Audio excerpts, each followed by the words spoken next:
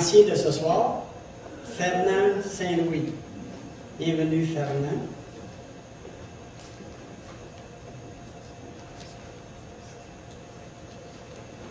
Bonsoir.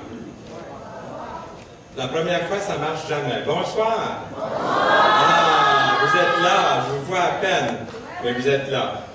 Et hier soir, il y avait beaucoup d'amour dans l'air. Est-ce qu'il en reste un petit peu pour ce soir? Oui. Il y a quelque chose en moins ce soir, la poudrerie d'hier soir, pour retourner à la maison. Donc, ça me fait plaisir d'être avec vous ici, dans ce lieu. Je suis très heureux de voir que vous vous êtes déplacés pour venir ici à cette rencontre ce soir. Ce soir, je vais vous parler d'un homme politique. Je pense qu'il n'y en a pas de pire que lui. Mais avant de vous parler de cet homme politique, j'aimerais vous commencer par vous parler de Frank et Élisabeth. Frank et Élisabeth ont eu un seul fils unique appelé Ted. Ils l'ont bien élevé, ils l'ont vu se développer physiquement, mentalement, moralement. Ils ont eu des espoirs très élevés pour lui, pour l'avenir. Ted était un grand gars, toujours bien mis de sa personne, et un jeune homme heureux durant sa première année à l'université. Il devait venir à la maison pour ses vacances de Noël, mais il ne s'est jamais rendu à la maison. À 22 heures, l'hôpital a appelé pour demander aux parents la permission de soigner leur fils.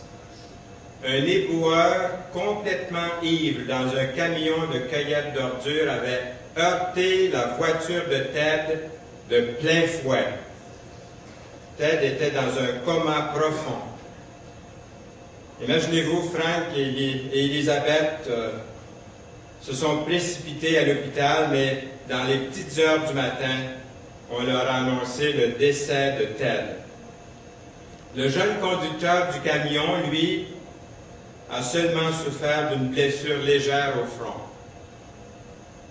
Tom, c'est le chauffeur du camion, lui a subi une analyse de sang et sa teneur en alcool était presque 3 fois le niveau permis. On entend souvent des histoires comme ça, n'est-ce pas, autour de nous. On en a entendu encore dernièrement. En cours, il a plaidé non coupable à la charge d'homicide involontaire. C'était une claque, pour dire le moins, en plein visage pour Frank et Élisabeth. Comment peut-il plaider non coupable? Il était ivre. Derrière le volant, il a heurté notre fils. Et notre fils est mort. À la sortie du tribunal, Élisabeth, en colère, a dit à Frank, son mari, qu'elle ne voit jamais Tom marcher sur le trottoir parce qu'elle le renverserait avec son auto. Ce qui ne résoudra rien, a répondu Frank. Il doit être jugé, premièrement trouvé coupable par une cour de loi, puis l'a ajouté, et puis exécuté. La pensée de voir Tom assis dans la chaise électrique a plu à Élisabeth. Je serais heureuse de pousser le commutateur moi-même, elle dit. Dans les mois qui ont suivi, leur peine, puis leur indignité, leur douleur sont devenues insupportables. Pendant des heures à la fois, Élisabeth s'étendait sur le lit de son fils, sur son oreiller, pour pleurer. Elle avait des pensées suicidaires. Elle a chargé un pistolet de calibre 22, a mis le pistolet sur sa tempe, et elle a prié comme ceci. Dieu, je sais que le suicide n'est pas correct, n'est pas bien, c'est mal, mais je ne peux plus soutenir cette vie plus longtemps. S'il te plaît, s'il vous plaît, Dieu. Si je m'enlève la vie, pardonne-moi, laisse-moi avec Ted. Laisse-moi être avec lui. Puis elle a laissé tomber sa main. Elle a beaucoup pleuré.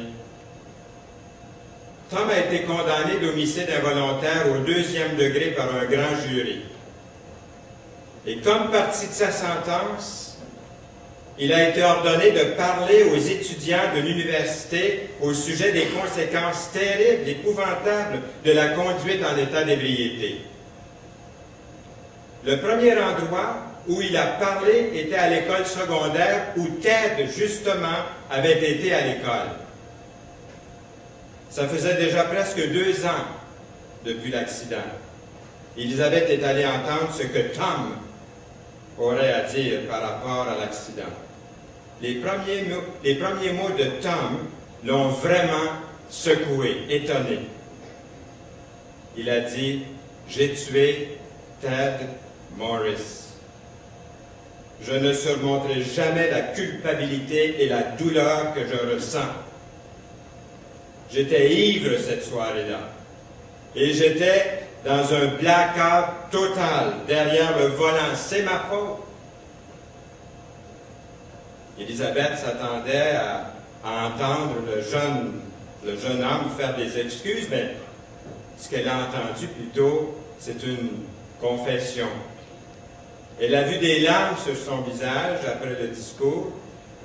Elle pouvait également sentir que ce jeune homme-là ne s'aimait plus, ne s'aimait vraiment pas, et n'avait pas d'estime, aucune estime de lui-même, ou pour les autres d'ailleurs. Elle a senti que Tom avait désespérément besoin d'aide. Et étrangement que tout ça puisse paraître, elle a commencé à sentir même de la compassion dans son cœur pour le tueur de son fils. Tom est retourné à la prison pour la fin de semaine et Élisabeth en a profité pour venir le voir dans sa cellule. Tom, elle lui dit, « Je sais que vous vous sentez mal de la mort de mon fils et vous savez, je vous ai détesté pendant ces 2 ans. Mais Dieu m'a pardonné à moi, Dieu m'a pardonné à moi de tous mes péchés et je dois moi aussi vous pardonner. Veuillez me pardonner de la haine que j'ai eue à votre égard dans mon cœur. » Le jeune homme a été complètement bouleversé par son changement de cœur et son offre de pardon. Élisabeth est allée à la maison et a essayé de persuader Frank, son mari, de pardonner lui aussi. Jamais de la vie. Il a refusé. Et tous les deux, pourtant, étaient membres d'une petite église évangélique. Ils ont commencé à parler à Tom au sujet de la grâce de Dieu, parce qu'ils l'ont visité régulièrement. Ils lui ont parlé de l'évangile de notre Seigneur Jésus-Christ. Et Tom écoutait chaque fois, attentivement, respectueusement. Il a commencé à lire la parole de Dieu. Il a commencé à lire l'Évangile. Il a commencé à lire les feuillets bibliques, les sélections qu'on lui laissait. Et un mois plus tard, Frank, en reconduisant Tom de nouveau à la prison après un de ses discours dans une école, Tom a dit à Frank, « Je veux désormais vivre ma vie pour le Seigneur Jésus-Christ. » Il a dit, « J'ai prié le Seigneur, j'ai demandé à Dieu, j'ai demandé à Jésus de devenir mon sauveur personnel. Désormais, je veux vivre pour lui. » C'en était trop en chemin. Ils se sont arrêtés. Tom a pris Frank dans ses bras. Il a supplié Frank de le pardonner, de lui pardonner. Qu'est-ce que vous pensez que Frank a fait? Oui, avec l'âme, je te pardonne. Et moi, ce soir, je me pose la question, je vous pose la question à vous aussi. Est-ce que c'est possible que la grâce et le pardon puissent être aussi riches que ça? La grâce peut-elle être si extravagante que ça? Le pardon peut-il être si extraordinaire? Est-ce qu'un pécheur, le plus mauvais, pensez au plus mauvais des pécheurs, est-ce qu'il peut être pardonné et aller au ciel un jour? Il y a quelqu'un dans la Bible dont je veux vous parler pendant quelques instants qui nous aide à apprécier la profondeur de la grâce de Dieu, la richesse de sa miséricorde. Grâce est un terme biblique pour expliquer la faveur immérité, quelque chose qu'on ne mérite pas. La grâce est quelque chose qu'on ne mérite pas. Le pardon est immérité, on ne le mérite pas.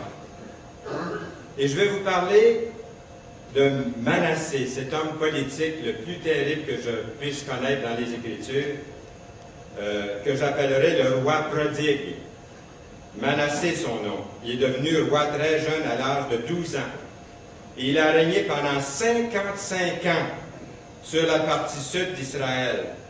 Dans le Nouveau Testament, qu'on appelle la Judée. Le plus long règne de toute l'histoire juive, c'est lui qui l'a eu. Et juste pour qu'on puisse voir un peu, c'est la partie ici qu'on appelle la Judée, ou même on l'appelait autrefois Juda. Ça n'a rien à faire avec Juda qu'on connaît là, dans le Nouveau Testament, mais la Judée. Le Bethléem est ici, pour le situer, Jérusalem. Donc, il était roi. Et un mot concernant la Judée, après la mort de Josué, la tribu de Juda ou de la Judée fut la première que l'Éternel envoya prendre possession du territoire qui lui avait été alloué. La tribu de Juda, comme on l'appelle, s'installa dans la plus grande partie de la Palestine méridionale. Son père à Manassé, c'était vraiment un noble roi.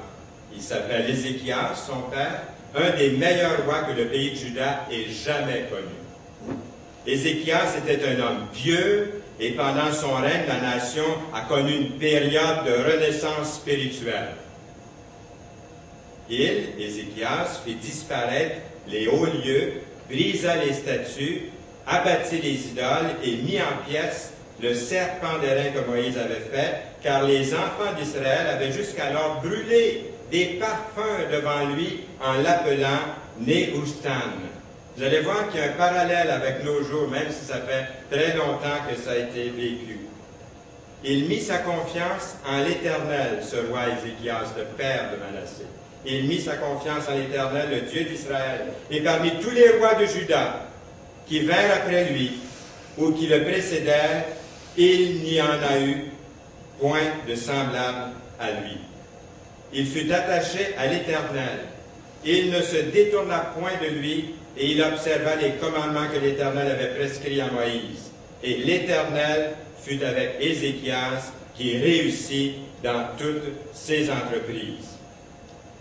Cependant, Ézéchias a eu un fils qui n'a pas choisi de marcher dans les pas de son papa. Et son nom, c'est Manassé. Il est devenu un roi, un homme politique rebelle, de la façon de son grand-père, qui s'appelle Akaz.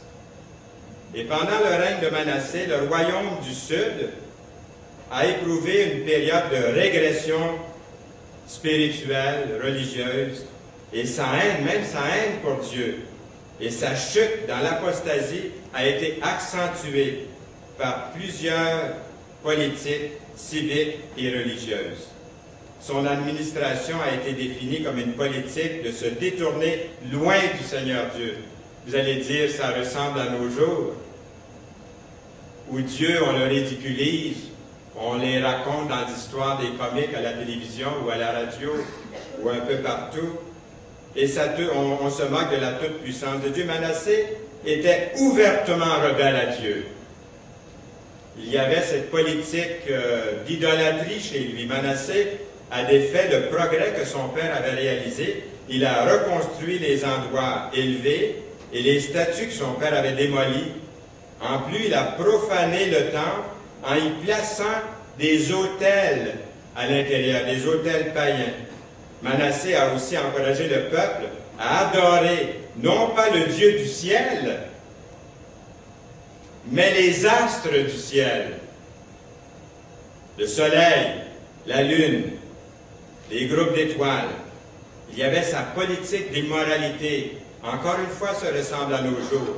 Dans l'Antiquité, l'idolâtrie et l'immoralité allaient de pair, de concert.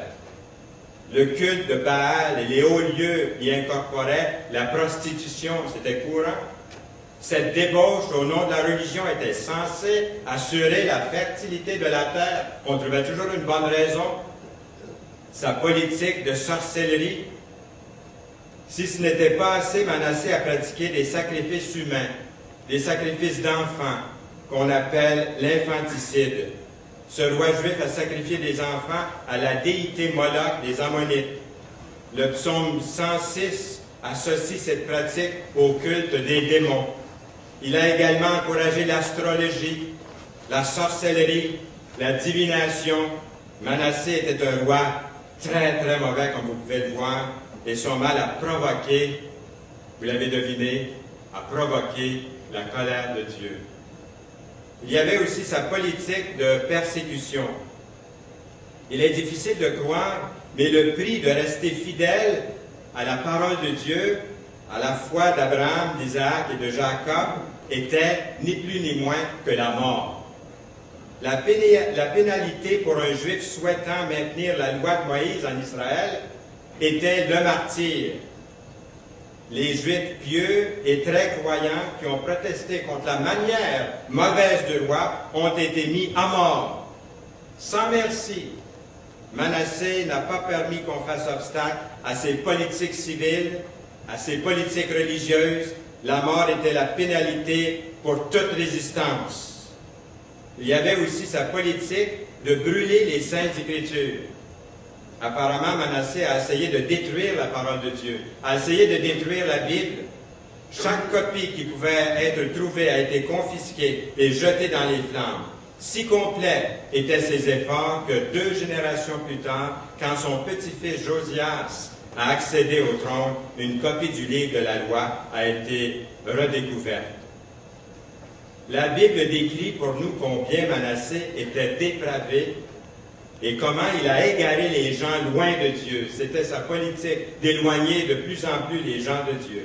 Manassé, par son affreuse conduite, a mis Dieu en colère. Et la Judée fut d'abord conquise par une nation étrangère. Et là, on peut se poser la question, est-ce que le Seigneur pourrait jamais pardonner un homme tel que Manassé?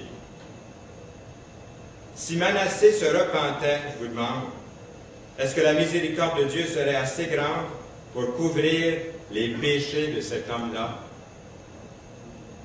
Intéressant, il y a dans la Bible un autre épisode, un événement particulier qui intervient au cours du règne de Manassé. Manassé, à l'âge de 35 ans, après 23 ans de règne, nous lisons « L'Éternel parla à Manassé et à son peuple. Et ils n'y firent point attention. Alors l'Éternel fit venir contre eux les chefs de l'armée du roi d'Assyrie qui saisirent Manassé et le mirent dans les fers et le lièrent avec des chaînes d'airain et le menèrent à Babylone. Lorsqu'il fut dans la détresse, et ça c'est merveilleux, n'attendez pas d'être rendu à ce point-là comme Manassé pour dire « Oui Seigneur, viens dans ma vie. Oui Seigneur, je t'invite comme sauveur et Seigneur. » N'attendez pas à ce moment-là. Lui a attendu à la dernière minute. Lorsqu'il fut dans la détresse, il implora l'Éternel, son Dieu, et il s'humilia profondément devant le Dieu de ses pères. Il lui adressa cette prière, et l'Éternel se laissa fléchir, exauça ses supplications, et le ramena à Jérusalem dans son royaume. Et Manassé reconnut que l'Éternel est Dieu. Après 12 ans d'exil, Manassé est autorisé à retourner à la maison de Jérusalem, à Jérusalem, où il règne encore 20 ans. Et dès son arrivée dans son pays, il lance une politique de réforme religieuse. Il fit disparaître de la maison de l'Éternel les dieux étrangers et l'idole. Et il renversa tous les autels qu'il avait bâtis sur la montagne, de la maison de l'Éternel et à Jérusalem. Et les jeta hors de la ville. Et il rétablit l'autel de l'Éternel. Et il offrit des sacrifices d'actions de grâce et de reconnaissance. Et il ordonna à Juda de servir l'Éternel, le Dieu d'Israël. Le reste des actions de Manassé, sa prière à son Dieu, et les paroles des prophètes qui lui parlaient au nom de l'Éternel, le Dieu d'Israël, cela est écrit dans les actes des rois d'Israël. Vous aimeriez peut-être retrouver sa prière. on a retrouvé quelque chose, je vais vous en faire part dans un instant, et la manière dont Dieu l'exauça, ses péchés et ses infidélités, les places où il bâtit des hauts lieux et dressa des idoles et des images taillées avant de s'être humilié. Cela est écrit dans le livre de Osaïe. Et en faisant des recherches, les versets 18 et 19 qu'on vient de lire, là où c'est écrit, il est écrit dans les Actes des rois d'Israël, sa prière, eh bien, nous informe que dans l'Antiquité, il a existé une forme écrite de la prière de Manassé. Et voici la prière de repentance que Manassé aurait fait, qui se trouve dans certains livres anciens, mais non pas dans la Bible. Alors, c'est la prière qu'il aurait faite ici. Et ce soir, vous pouvez aussi faire de cette prière votre propre prière, si vous désirez venir au Seigneur, le recevoir dans votre vie. C'est la même prière que vous pourriez faire simplement, en lui disant « Ô Dieu Tout-Puissant, les péchés que j'ai commis sont plus nombreux que le sable des mers. Mes transgressions sont très nombreuses. Ô Seigneur, elles sont innombrables. Je ne suis pas digne de lever les yeux pour voir l'immensité des cieux à cause de la multitude de mes iniquités. Je porte le fardeau de mes fautes, comme plusieurs chaînons de fer, car je suis rejeté à cause de mes péchés et je ne connais aucun répit.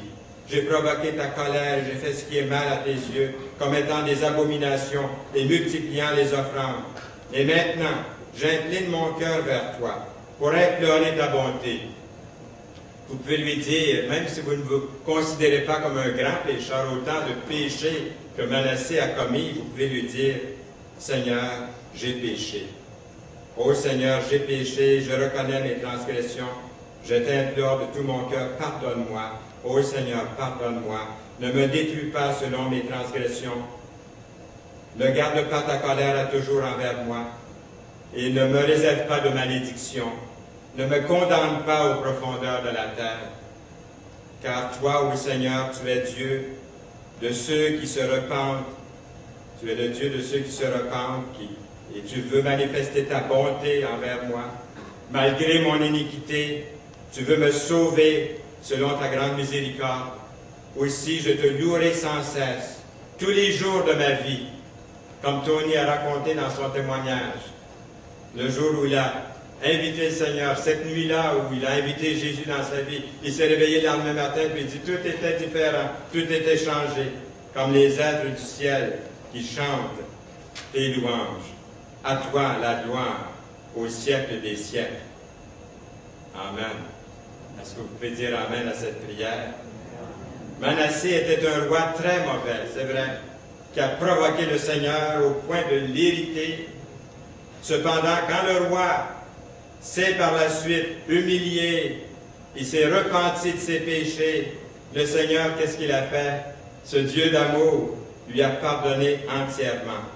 L'Éternel, se laissant fléchir, nous lisons, exauça ses supplications. Ça, c'est la richesse merveilleuse, incompréhensible de la grâce de Dieu. Lorsque dans l'au-delà, imaginez-vous, un jour dans l'au-delà, lorsque nous percevrons Manassé dans le ciel, devenu pieux, élevé, lui qui autrefois était apostat, lui qui était idolâtre, lui qui était immoral, lui qui était blasphémateur, lui qui était meurtrier.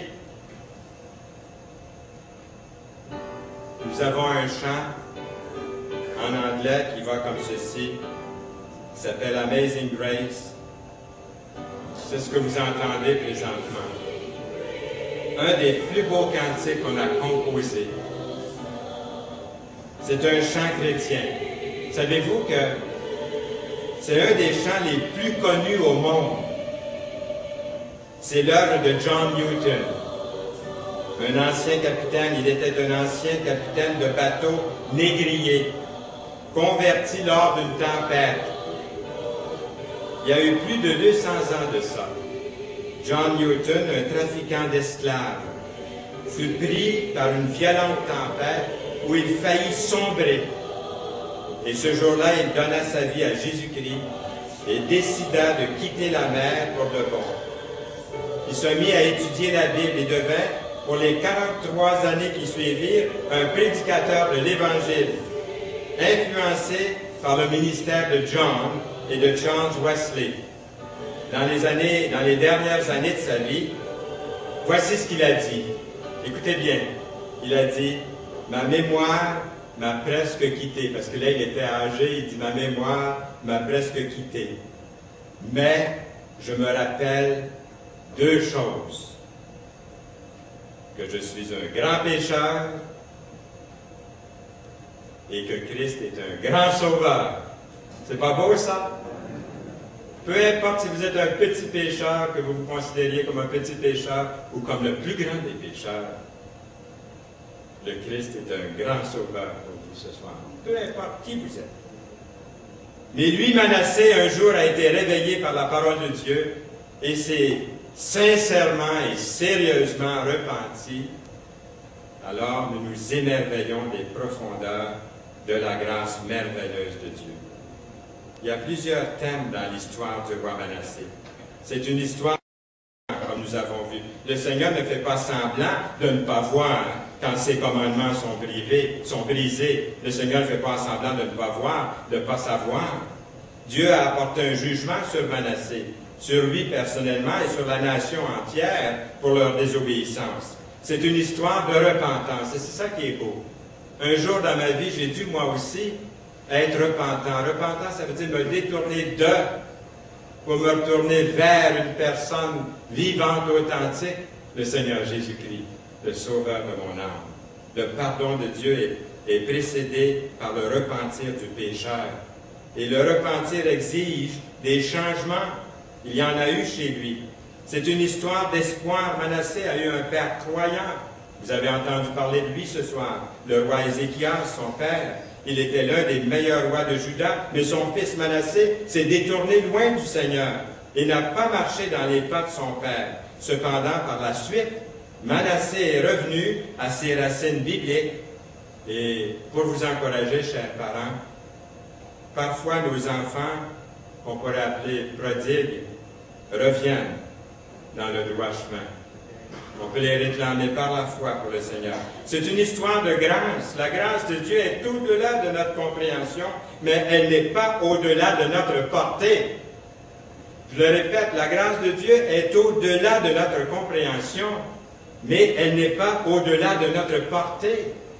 Le Seigneur est tout près ici de vous ce soir, dans sa grâce. Si Dieu a usé de grâce envers moi et mes péchés, il peut le faire aussi envers chacun de nous ici. Il y a de l'espoir, il y a de l'amour dans l'air pour le plus grand des pécheurs parmi nous. Le plus grand des pécheurs peut-il être sauvé, vous pensez? Qui considériez-vous le plus grand des pécheurs? Si je vous demandais. Il y en a peut-être qui diraient, bien, vous-même, hein, moi-même, peut-être quelqu'un dirait. D'autres diraient Hitler. D'autres diraient Staline. Et moi, je dirais peut-être Jeffrey Dahmer. Vous allez le connaître. On l'a vu tellement souvent à la télévision.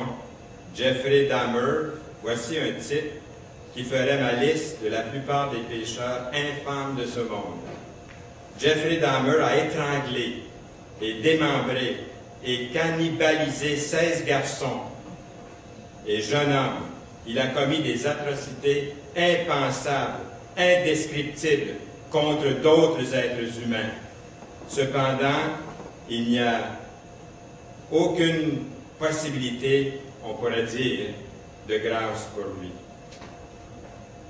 Mais ce qui est arrivé, c'est qu'il y avait une dame, c'est une histoire vraie, c'est arrivé pour vrai, ce que je vous dis là.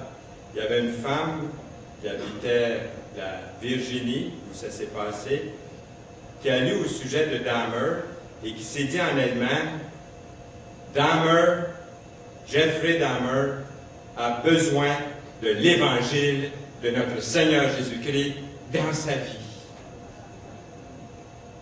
Elle a prié pour lui. Si quelqu'un a besoin de Jésus, elle a dit, c'est bien lui. Elle lui a envoyé un cours biblique par correspondance. Il l'a reçu en prison. Il a commencé un programme d'études bibliques par correspondance. Il remplissait son cours, il l'envoyait, on lui retournait corriger. Il suivait son cours. Il y a un pasteur chrétien qui habitait près de la prison. Un jour, il reçoit un appel de cette dame qui lui dit qu'il y avait un prisonnier qui demandait à être visité. Quand il a su que c'était Jeffrey Dahmer, il est devenu blême. Il voulait avoir rien à faire avec lui. Mais quand il a entendu son nom, il a pensé que quelqu'un même se moquait de lui. Ça ne pouvait pas être possible. Et que c'était l'objet d'une mauvaise plaisanterie. Mais il a vite appris que ce n'était pas une plaisanterie, ce n'était pas une farce. Et quand il est arrivé face à face avec Jeffrey Dahmer, il a appris que ce pécheur notoire était aussi angoissé qu'il l'était lui-même. Voyez-vous, Dahmer avait peur que le pasteur refuse de croire qu'il avait reçu dans sa prison le Seigneur Jésus-Christ comme sauveur de sa vie. Il se disait, je suis bien un trop grand pécheur pour qu'il croie que Jésus m'a pardonné. Pas longtemps avant que Dahmer ait été brutalement tué par un autre détenu en prison. Il a été battu à mort. Le père de Dahmer a écrit un livre concernant son fils Jeffrey, et il dit que l'une de ses consolations était que Jeffrey ait accepté Jésus comme son sauveur personnel. Et qu'il a demandé peu avant sa mort à être baptisé par immersion, comme Jésus a été baptisé par immersion. Et son père ajoute, « Je crois qu'il est avec Dieu pour toujours. » Wow! Parlez-moi d'une telle grâce. L'apôtre Paul écrit, « C'est une parole certaine et entièrement d'être reçue que Jésus-Christ est venu dans le monde. » Peut-être que ce soir vous dites, « Je sais que Jésus est venu dans le monde. C'est pour ça qu'on va fêter Noël. Il est venu pour apporter la paix, pour nous montrer comment nous comporter les uns envers les autres, pour guérir les malades, pour son sermon sur la montagne, la règle d'or pour sa parabole, aussi du bon samaritain, le fils prodigue, etc., etc., j'en passe. Peut-être vous dites, je sais que Jésus est venu dans le monde. Oui, mais n'oublions pas que la raison primordiale pour que Jésus soit venu dans le monde, c'est pour sauver les pécheurs dont je suis le premier. Vous pourriez mettre votre nom ici. Pour sauver Fernand Saint-Louis, dont je suis le premier. Le premier ici, dans l'original, veut dire le pire. C'est ça qu'il voulait dire l'apôtre Paul quand il dit « pour sauver les pécheurs dont je suis le premier », c'est comme s'il disait « pour sauver les pécheurs dont je suis le pire ». Mais j'ai obtenu miséricorde afin que Jésus-Christ fasse voir en moi le premier, c'est-à-dire le pire, toute sa longanimité, ça veut dire toute sa patience, pour que je serve d'exemple à ceux qui croiraient, comme hier, ceux qui ont levé la main pour dire « oui, je mets ma confiance en Jésus », pour que je serve d'exemple à ceux qui croiraient en lui pour la vie éternelle. L'apôtre Paul s'est considéré comme étant le plus vil des pécheurs, et il a été littéralement sidéré par la miséricorde de Dieu pour lui. L'histoire entière de Jésus, toute l'histoire de Jésus, devrait nous remplir de stupéfaction et d'émerveillement. Jésus-Christ est venu dans ce monde pour sauver les pécheurs. Oui, nous devrions être littéralement sidérés par la miséricorde de Dieu pour chacun de nous.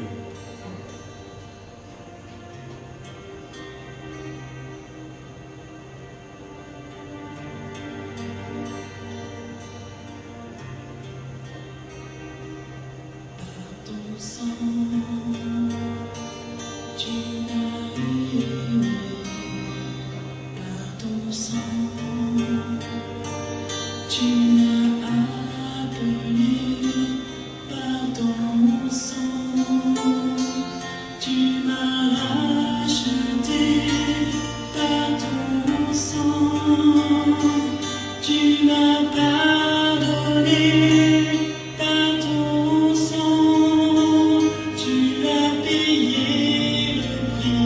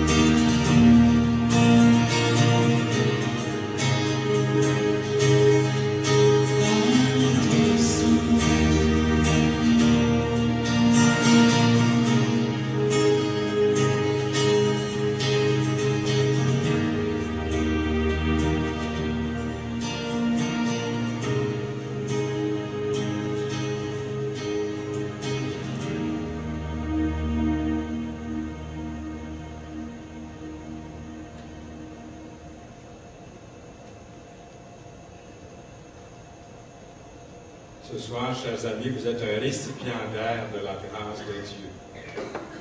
C'est ce qu'il a fait pour vous. Avez-vous besoin de venir à Jésus ce soir, tel que vous êtes? Il prend le pécheur tel qu'il est. Il a porté vos péchés sur lui, mais il vous aime. C'est pour ça qu'il a été jugé sur la croix, à ma place, à votre place. Est-ce que vous êtes prêts ce soir à lui dire, Seigneur Jésus, je viens à toi? Je vais vous lire les paroles ici, et vous les lirez avec moi, vous les lisez avec moi. C'est un cantique qui dit « Grâce infinie de notre Dieu, qui un jour m'a sauvé. J'étais perdu errant de lieu en lieu, quand il m'a retrouvé. Ma vie fut complètement changée au moment où j'ai cru. Depuis ce jour, de tous les dangers, sa grâce m'a secouru. Dans mes épreuves et mes labeurs, suffisante est sa grâce. Je peux toujours compter sur sa faveur à chaque heure qui passe. Quand nous aurons pendant 1000 ans célébré ses louanges, nous pourrons, comme au commencement, lui offrir nos hommages. Ce soir, vous pouvez fermer les yeux et faire cette prière, les paroles qui sont là, ou les regarder en priant sincèrement et sérieusement dans votre cœur. Faites cette prière, votre prière, pour venir à Jésus, tel que vous êtes. Le Seigneur, il y a 3 choses. Vous dites, qu'est-ce que je dois faire? Réalisez qu'il faut se détourner pour se tourner vers Jésus, le seul qui peut nous sauver, nous donner une vie de délice dans sa présence, à partir de maintenant et pour l'éternité. L'assurance d'un salut éternel. Et deuxièmement, de croire qu'il est capable et qu'il a le désir de vous sauver. Il est puissant, il a créé l'univers. Et lorsqu'il a vu, comme je disais, déjà, il a vu Jérusalem, la population, il a dit, comme j'aurais voulu vous rassembler, comme une poule rassemble ses poussins sous ses ailes. Il désire nous sauver. Mais il reste une chose, c'est ma décision, votre décision personnelle de venir à lui. Il dit, venez à moi, vous tous qui êtes fatigués et chargés, et je vous donnerai du repos. Alors que ces paroles deviennent vos paroles ce soir. Voulez-vous faire de cette prière votre prière sincère? Dites-lui sérieusement, Dieu, je sais que je suis pécheur. Dites-lui en ce moment, je sais que je mérite les conséquences de mes péchés. Dites-lui, toutefois je crois que Jésus-Christ est mon sauveur. Je crois qu'il est mort et ressuscité pour moi, pour le pardon de mes péchés. Je crois en Jésus et en Jésus seulement comme étant mon Seigneur personnel et mon Sauveur. Dites-lui, merci Seigneur de m'avoir sauvé et pardonné. Est-ce que vous êtes capable de dire Amen à cette prière? Est-ce qu'il y a quelqu'un ici ce soir qui a fait cette prière sincèrement et sérieusement? Est-ce que quelqu'un voudrait me l'indiquer en levant la main là où vous êtes, à votre place? Merci. Levez-la bien haut que je puisse vous voir. Merci. Merci beaucoup. Est-ce qu'il y en a d'autres en arrière? Amen. Merci. Nous allons chanter un cantique, tel que je suis.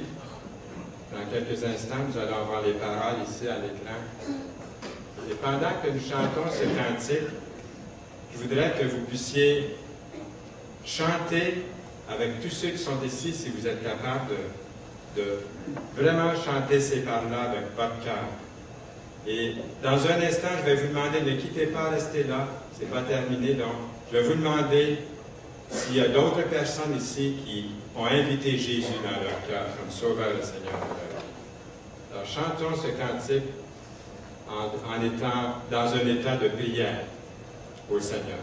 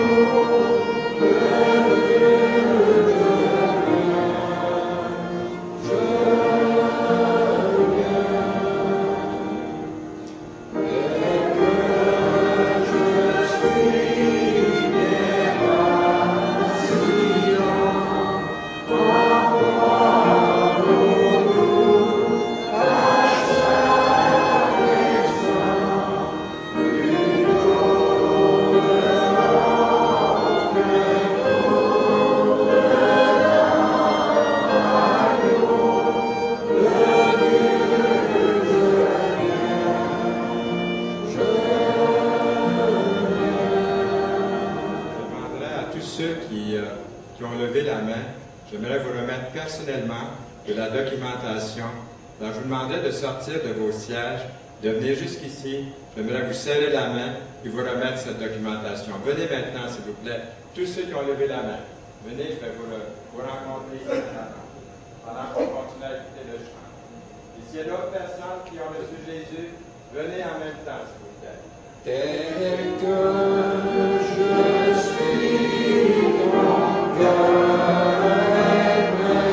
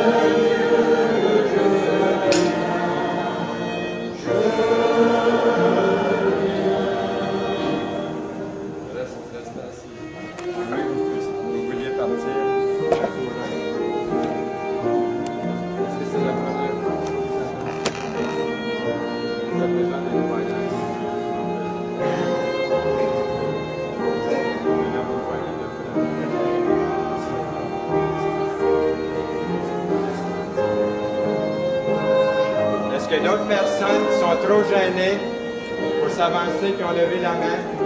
Venez s'il vous plaît, je vais vous serrer la main. Venez maintenant, ne vous gênez pas. Ça prend du courage parce que le Seigneur nous appelle. De venir l'appeler publiquement. Donc venez s'il vous plaît. Serrez la main pour remettre la documentation. Venez maintenant.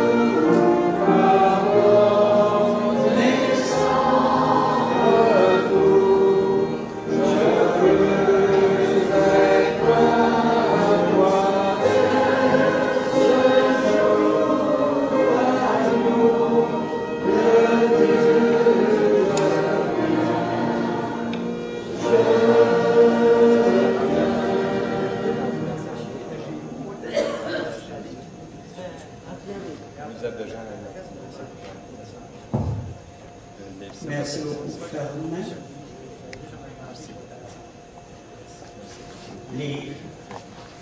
Les deux Ferdinand, Esther et Claire, merci beaucoup.